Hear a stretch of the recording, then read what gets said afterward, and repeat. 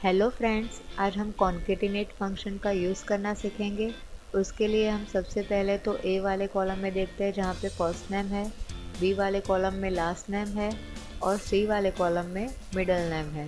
अब हम इन तीनों नेम्स को कंबाइन करके एक कॉलम में लिखना चाहते हैं। तो उसके लिए हम डी वाले कॉलम में आएंगे जहाँ पे D2 वाले सेल में इज इक्वल टू का साइन लगाएंगे, कॉन्केटिनेट लिखेंगे, ब्रैकेट को ओपन करेंगे हम और B2 वाली सेल को हम सिलेक्ट करेंगे।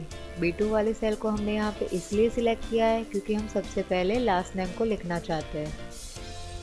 तो सबसे पहले ये लिखेगा आनंद, उसके बाद हम कॉमा लगाएंगे, इन्वर्टेड कॉमा लगाएंगे, उसके बीच के अंदर कॉमा पुट करेंगे, इन्वर्टेड कॉमा को कंप्लीट करेंगे, यानी कि ये लिखेगा आनंद, उसके बाद में कॉमा लगाएगा। अब वापस से कॉमा लगाते हैं हम और A2 वाले सेल को सिलेक्ट करते हैं, यानी कि फर्स्ट नेम को सिलेक्ट करेगा। अब ये तो पहले लास्ट नेम आएगा, फिर कॉमा आएगा, उसके बाद ये फर्स्ट नेम ले लेगा। फिर से हम यहाँ पे कॉमा पुट करते हैं, इन्वर्टेड कॉमा लेते हैं, उसके बाद थोड़ी सी स्पेस देते हैं, इन्वर्टेड कॉमा कंप्लीट करते हैं, यानी कि ये फर्स्ट नेम के बाद थोड़ी सी स्पेस दे देगा। वापस से कॉमा लगाते हैं, C2 वाले सेल को हम सिलेक्ट करते हैं, अब ये मिडल नेम लेगा, इन्वर्टेड कॉमा लगाएंगे, डॉट पुट करेंगे, इन्वर्टेड कॉमा कंप्लीट करेंगे, ब्रैकेट को कंप्लीट करेंगे। तो ये क्या करेगा, सबसे पहले वो लास्ट नेम लेगा, उसके बाद कॉमा लगाएगा, फर्स्ट नेम लेगा, स्पेस देगा और मिडल नेम लेके डॉट को पुट करेगा। अब हम यहाँ पे एक बार एंटर करते हैं तो आप यहाँ पे देख सकते हैं हमने यहाँ पे जो भी फॉर्मूला लगाया था कॉन्केटिनेट का, वो उसके अकॉर्डिंग यहाँ पे हमें ये वैल्यू मिल रही है। तो पहले ये आनंद लिखेगा, फिर प्रसाद, फिर मिडल नेम और डॉट। अब यहाँ पे ड्रैग करके देखते हैं तो यहाँ पे कुछ रिजल्ट दिखाई दे रहा है हमें। तो हमने सी वाले कॉलम में जहाँ पे मिडल नेम नहीं लिया था वहाँ पे उसने फर्स्ट नेम के बाद ही डॉट पुट कर दिया, लेकिन हमें उस तरह से नहीं चाहिए, हमें मिडल नेम के बाद ही डॉट पुट करना है। तो उसके लिए हम क्या करेगा, इस फॉर्मूला पे जाएंगे, वापस से डबल क्लिक करेंगे हम और हम यहाँ पे इफ़ कंडीशन का यूज़ करेंगे। C2 के बाद हम यहाँ पे अब लिखेंगे इफ़ लिखने के बाद ब्रैकेट को ओपन करेंगे, फिर C2 वाली सेल को सिलेक्ट करेंगे। C2 वाली सेल हम सिलेक्ट करते हैं, उससे पहले हम यहाँ पे लिखते हैं इज ब्लैंक।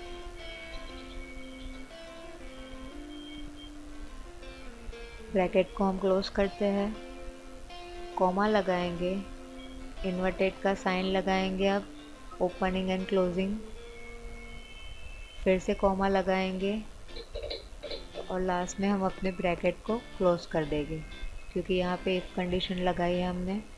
अब ये क्या करेगा, C2 जहाँ पे ब्लैंक होगा तो वो कुछ भी पुट नहीं करेगा, अगर उसमें वैल्यू पुट की है तो वो वहाँ पे डॉट लगा देगा। तो आप यहाँ पे देख सकते हैं यहाँ पे रिज़ल्ट मिला है। फर्स्ट फार्मूला के थ्रू जो भी डिस्प्ले हो रहा था उसे हम सिलेक्ट करके रिमूव कर देते हैं। यहाँ पे जाके हम इसके बॉटम कॉर्नर पे जाके ड्रैग करते हैं। ड्रैग करने के बाद अब यहाँ पे आप देख सकते हैं हमें वैल्यू डिस्प्ले हो रही है, यानी कि जहाँ पे C2 में कुछ भी नहीं लिखा है, वो ब्लैंक है, वहाँ पे उसने डॉट पुट नहीं किया है, और जहाँ पे मिडल नेम लिया हुआ है वहाँ पे उसने डॉट ले लिया है। तो यहाँ पर हमने फर्स्ट नेम, लास्ट नेम और मिडल नेम तीनों को कंबाइन करने के लिए जैसे कॉन्केटिनेट का यूज़ किया है, वैसे ही हम यहाँ पे n% का यूज़ भी कर सकते हैं। तो n% का यूज़ करने के लिए हम यहाँ पे डबल क्लिक करेंगे, जहाँ पर भी हमने कॉन्केटिनेट लिखा है उसे हम रिमूव कर देंगे। उसके बाद हम B2 के बाद जो हमने कॉमा लगाया है उस कॉमा को हम रिमूव कर देंगे और वहाँ पे हम n% लगाएंगे, यानी कि जहाँ पे भी हमारे नेम कनेक्ट होते हैं वहाँ पे हम n% लगाएंगे।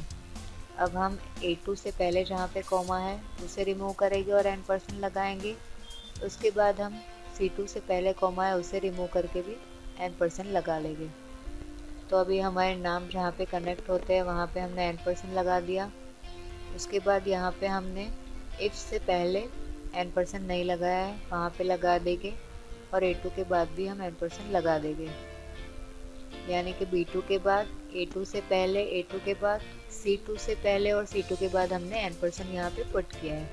अब यहाँ पे हम क्या करते हैं, एंटर करते हैं तो आप यहाँ पे देख सकते हैं पहले जो हमने फॉर्मूला लगाया था उसमें जो रिज़ल्ट दिखा रहा है वही रिज़ल्ट यहाँ पे दिखा रहा है। सिर्फ उसमें डिफरेंस इतना है कि उसमें हमने कॉन्केटेनेट लिखा था और यहाँ पे एम्परसेंड लिखा था। अब हम कीबोर्ड से यहाँ पे कंट्रोल प्लस स्टाइल प्रेस करते हैं तो यहाँ पे आप देख सकते हैं एम्परसेंड और कॉन्केटेनेट दोनों के फॉर्मूला यानी कि फंक्शन सेम है, दोनों की फॉर्मूला सेम है, रिजल्ट सेम है, बस सिर्फ लिखने का मेथड थोड़ा सा डिफरेंट है। तो अब हम कंट्रोल प्लस स्टाइल वापस से प्रेस करते हैं। Thank you.